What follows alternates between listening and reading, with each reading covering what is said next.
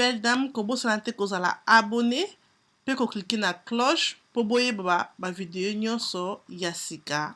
Merci. Bonjour les belles dames, j'espère que vous allez bien.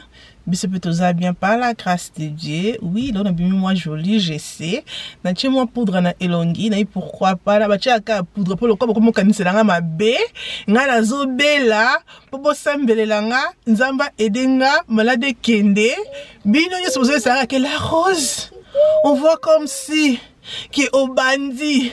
On voit comme si bino dans la rose. Ah, elle est belle dame. Bon, ma belle, la rose a zo bella.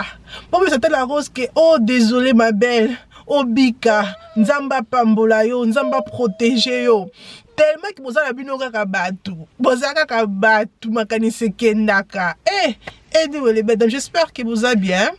Bah, on va prier qui pour nga merci. Nzamba salinga grâce na comme vraiment santé malamu donc na comme na 85% santé malamu donc ça va déjà comme vous avez la bendeli bino beauté pour ma BEAD, OK, j'espère que vous avez vu pourquoi pas tout ça la vlog max on a bino ensemble depuis que le mois de décembre ma vlog nous va bien un vlog max, OK, j'espère que vous avez bien par la grâce de Dieu. Nzamba zo battre la biso to beta tour, OK. Tozo beta tour nangna ke na Zara oyebi ke beaucoup de nozonga na bosana ke loko moko fana benga emsa zulanga.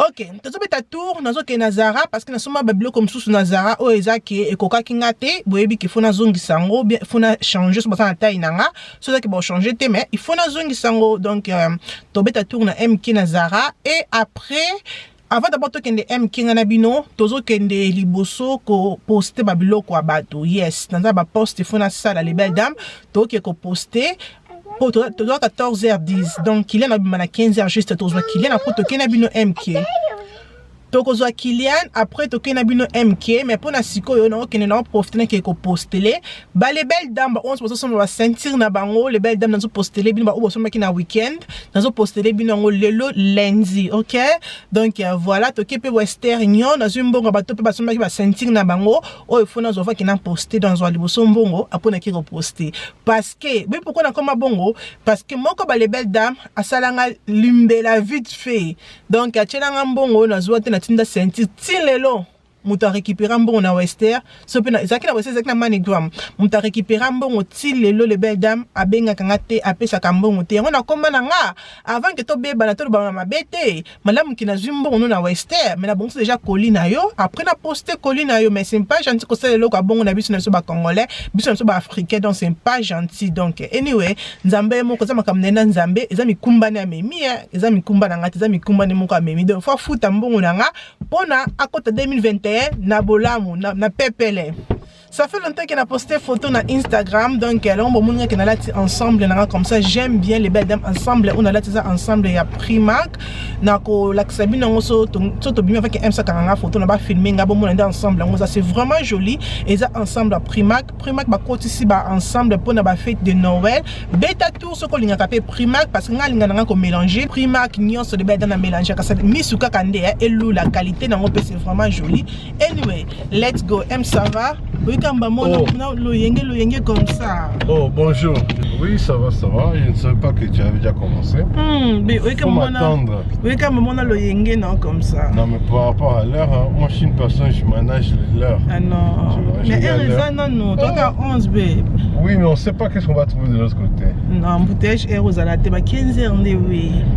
Mais 15h, c'est là qu'il en sort. Mais il faut aux à la tête, 15h, 14h50, c'est bon. Exact. Donc on a presque 40 minutes, ça va. Ok, mais anyway, ça va? Oui, ça va. Je viens d'écouter le discours du président, donc béton quoi. D'accord.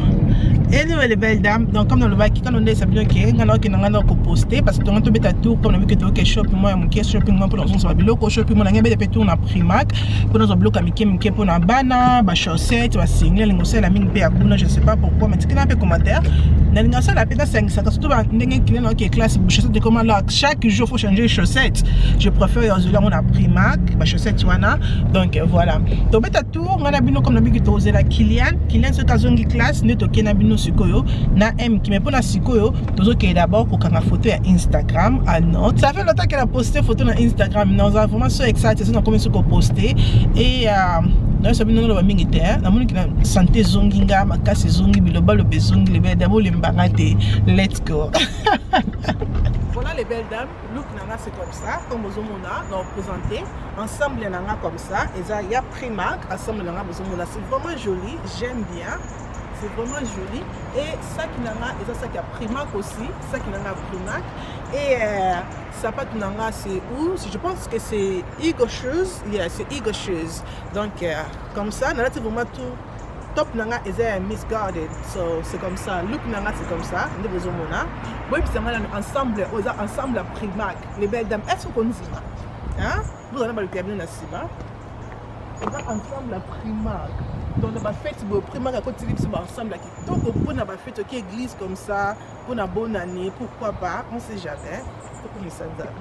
Ok les belles dames, donc wana tozui Kylian, siko tozo ngato kende, plus na msa kibi to kende Zara. Donc na bango nyonso pour ma lili za na msa koti kanga na choité. Donc toi na Kylian, toi na Kiara. Kylian say hello. Hello. Kiara say hello. Hello. Hey, you can Kiara. Hello. Hello Kia. Ok les belles dames. Donc on a toqué na bino Zara, toqué beta tour, on a bino à tout à l'heure. On a toqué na shopping center. Donc on a Primark. Comme on avait que ça de la Kylian ba chaussettes na collant on batcha na c'est Bali, il y a pantalon, ça batcha na ça pantalon pour na malili tellement ça makasi et pantalon na tissu et ça pète mingi. Donc on a gelé collant. Donc voilà. Let's go! Bah, décorer pour la Christmas, c'est vraiment joli et ça livre mon Kylian. Décorer ça Christmas, c'est ça la gamme qui ou quoi? Let's go! Tenez, bah, décorer, c'est vraiment joli. C'est joli, joli, joli, joli. Oh, Christmas, c'est ça la gamme qui quoi? Hein? It's Christmas! Et toi, on a Kylian, voilà, à pousser comme d'habitude. Kylian, you okay? Quand on côté Primark, Primark c'est vraiment mon nez, hein. Tout ce côté ici, na Primark. On a comme biscuit à chaussettes, c'est des chaussettes mon quoi à kilo, comme tous en hiver. Des chaussettes à pépeleté, donc comme ça c'est bon, mais faut côté la taille. Oh ça 7 ans. Faut toujours côté la taille.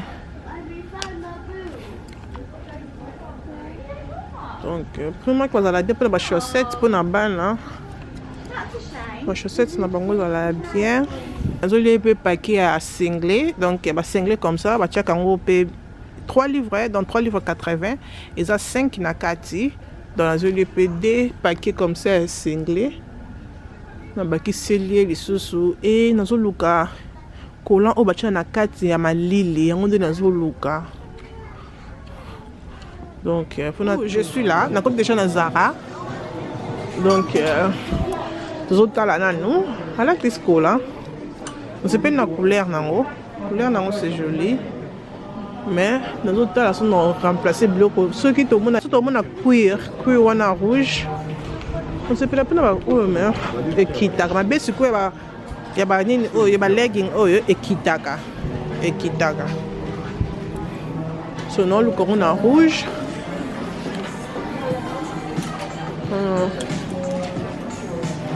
Oh là là,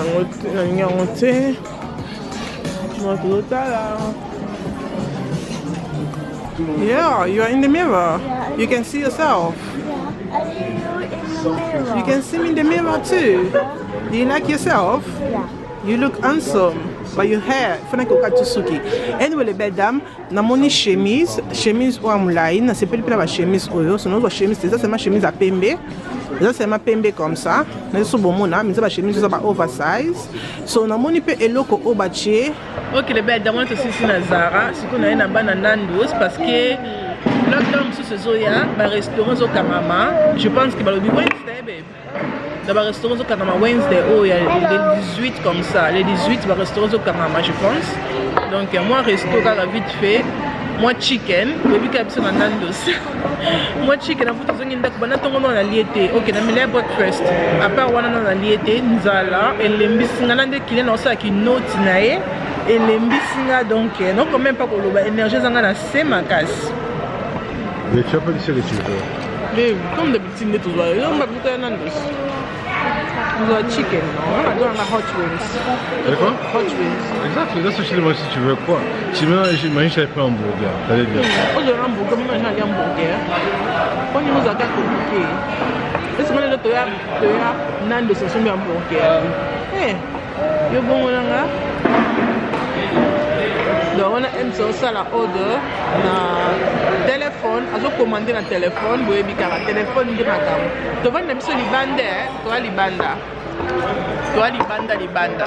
Parce que na kati restaurant za full, so to vendre biso libanda. Finally, biloko na biso eye, naza vraiment na nzala makasi. Bo souhaiter na ba bon appétit. Bota Kiara don't touch my food. Nazu hot wings, nazu chips. Et nazui rice. Et nazui rice. Et na kaboli sud corn na Kylian. Et nous sommes là. Mais bon appétit. Merci pas vraiment. Voilà les belles dames. On a aussi ces journées na biso. Mbula koute bandi na ko banda. Donc to lié bien maka saisonginga. Et comme ce ko era mbetu, era relaxé, on tika na mbetu moi chilling bani tout ça. Merci beaucoup. On a vu que vous avez pour la journée na biso lelo. J'espère que vous pouvez passer journée malamu. Nzamba continuer ko bomba biso, continuer ko battre la biso. Ko bo santé ko zala abonner na la roche et ko sala nga bien makasi. Partagez vidéo, aimez vidéo pourquoi pas et que sala nga bien mingi. Nzambe azala na biso, nzambe abomba biso na biso. Joyeux Noël, joyeux Noël, joyeux Noël à vous tous. Mouah! Merry Christmas!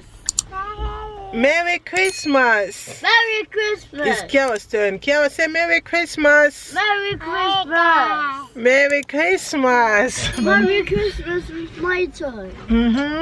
Merry Christmas! Well done. Ba Merry Christmas. Na bino so batata, ba les belles dames, ba Merry Christmas. To bandi na bino lelo te hein. Oh combien de Christmas tozo fêter na bino na YouTube. Donc ba Merry Christmas. Ba bonne année. On va te écouter le nom de Moussou, Tinate et Kominatina. Bye.